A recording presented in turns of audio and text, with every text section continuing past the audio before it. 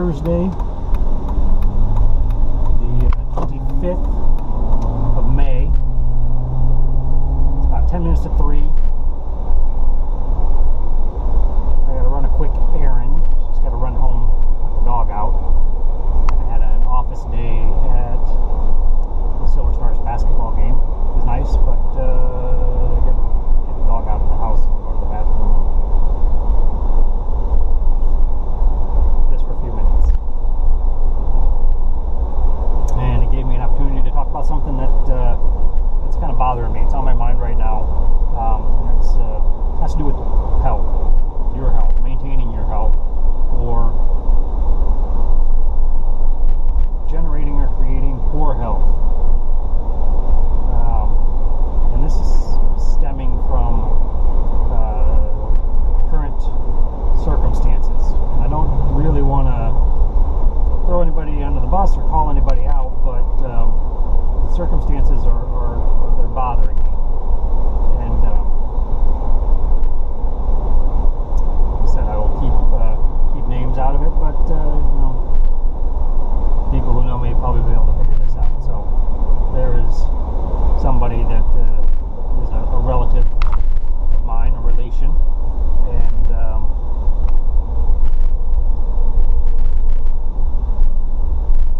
they happen to be also involved with another relative relation who, in my opinion, is and always has been a hypochondriac. This individual, as long as I have known them, has always manifested symptoms and then searched for an ailment. And is always very outspoken about having to deal with these ailments. And again, I'm not trying to beat anybody down or throw anybody under the bus, but you have an unbelievable amount of control over what happens to you and what happens to your body.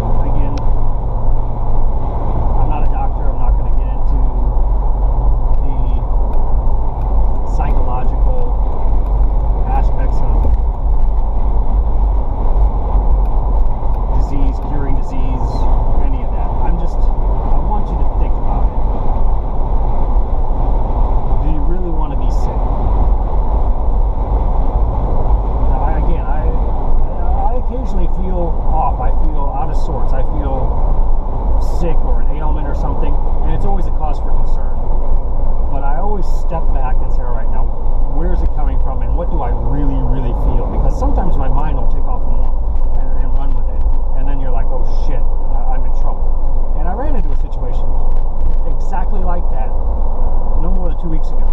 I woke up in the morning one morning.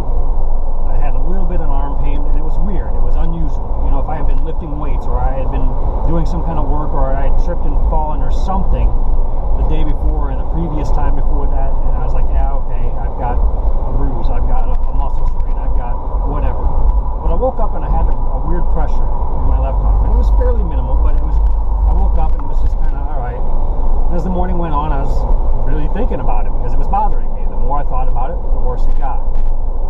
As the morning went on, then I'm like, all right, well, you know, they say, you know, arm pain is a sign of a heart problem. You know, am I having a heart attack? What's going on? Am I being negligent by not getting somebody to look at it? And the more I dwelled on it, the more it evolved through the morning, the more it started to spread, and the more pressure it seemed to build, and it was spreading up into my neck, and I felt like I had pressure in my neck and throat, and tightness in my chest, and then as my chest started hurting, and it was getting out of control, and I was getting scared. I was starting to panic, and I really didn't know what to do. I mean, I really, honestly, truly deep inside didn't feel like there was anything wrong with me, but I'm like, what if? And then I'm thinking, all right, well, what if there is something wrong with me and I don't do something about it? And, you know, how is my family going to feel about it if I had warning signs and irresponsibly did not do anything or seek any kind of assistance? And I finally broke down and mentioned something to Rhonda, and she was obviously concerned. And then I mentioned something to my assistant, and he immediately jumped online and was Googling, all right, chest pain, arm pain, and he's reading off all these things, and as you can expect, it did nothing to improve my symptoms. It just made it worse. I was like, you know what, I'm just going to drive to CVS, and I'm going to sit in the blood pressure thing. I'm just going to have my blood pressure and pulse taken, just for peace of mind. And if it pops up and it's crazy, then I'm gonna probably, but if it pops up and it's normal, the exact same as it was last time, I think I'm gonna be all right. So I went and I sat in the thing, and it came back, and it was actually better than it was the last time I sat in it, which had only been a few weeks before that, because we were waiting maybe a little bit longer than that, whenever I had my tooth pulled and I was waiting for my prescription for my tooth infection. I sat in the blood pressure chair while I was waiting, but this, it actually came back less. It came back better than that, and I had a bit of a sigh of relief, but I still had some of the symptoms, but they started to dissipate. And I got back to the office, and Rhonda and my assistant were waiting, and we're like, well, and I was like, yeah, it just came back normal. I'm like, okay. And I sat down, and I started reading something about, I don't know, it was a lease or a contract. I started reading something, and I was not even 2 or 3 minutes into it, and I had all of a sudden been just sucked into this document that I was reading, and all of a sudden dawned on me that everything was gone. There was no arm pain, there was no chest pain, there was no shortness of breath, there was no pressure in my neck. It was all gone. And that's how quick that can happen. Those things can happen. So I'm not saying don't go to the doctor. I mean, if you feel like there's something really wrong and you're just out of sorts, there's an issue, something you just can't get past, by all means, if you feel you need to go, get checked out, get looked at. I mean, and use your intuition. I mean, your body really will tell you a lot, but sometimes, just like my circumstances, it can create a dramatic situation that doesn't really exist. And just try to be mindful of that, and try not to let your mind go away, and try to do some little tests on your own, some little something to just, clear your mind, whatever you have to do, however you need to visualize it or term it. But if every little ache and pain and unusual bowel movement or whatever you seem to have that makes you think that there's something wrong with you, if every single time you are looking for a disease or an ailment, eventually you're going to find one. You're going to create that. You're going to manifest that. You're going to be sick. probably been 9 months to a year ago about the whole concept of illness awareness and how dangerous that can be. Because, yeah, I get it. You want everybody to be aware of the dangers of heart disease, or the dangers of diabetes, or the dangers of cancer, and how they manifest, and early detection, and all that. But the more you focus people's awareness on it, you're focusing their awareness on it. You're creating that dramatic situation. You're drawing more attention to that. And it's the same thing as, like, I'm walking a tightrope and I'm going, I hope I don't fall, I hope I don't fall, I hope I don't fall, I hope I don't fall. But you're going to fall. If you're walking and you're, all right, I'm going to make it. I feel good, I feel solid, I got balance, I'm going to make it across. There's a better chance you're going to make it. I'm not guaranteeing you're going to make it, but there's a better chance. It's the same thing with this. If you are constantly doing self-checks and going to the doctor to see if you're getting a disease so you can catch it early and fight the good fight, eventually you're just going to create that. And why? Do you really need that? Do you really want to live out that life? Are you doing it for sympathy? Are you doing it for pity? What is the reason behind it? And if you're living with somebody like that, if you're exposed to somebody like that on a regular basis, and we've got another individual that I interact with on a fairly regular basis through our business that is the same way. Every time this individual has a sniffle or something, it's a dramatic circumstance, and they're always getting sick. And they're constantly trying to diagnose other people in the office. Somebody else walks in and they're like, oh, well, did you ever consider the fact that you might have this? Did you ever look into this? Have you been checked for this? Why? Sometimes an unusual pain is just an unusual pain. Don't go searching for a mystery, deadly ailment to explain it. Sometimes it is what it is, and sometimes, just be aware. That's all I can say. Be mindful of what is going on and what you're creating in your life when it comes to your health.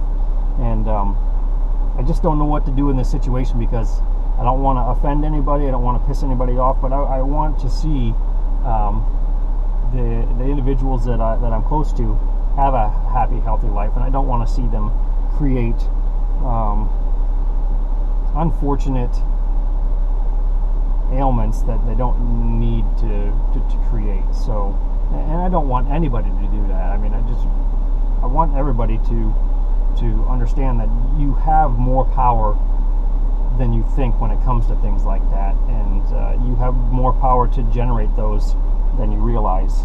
And all you need is the idea and some reinforcement from somebody else or another source, and that's all it takes. And you're living out your life in a very low quality of life, uncomfortable situation that you didn't necessarily have to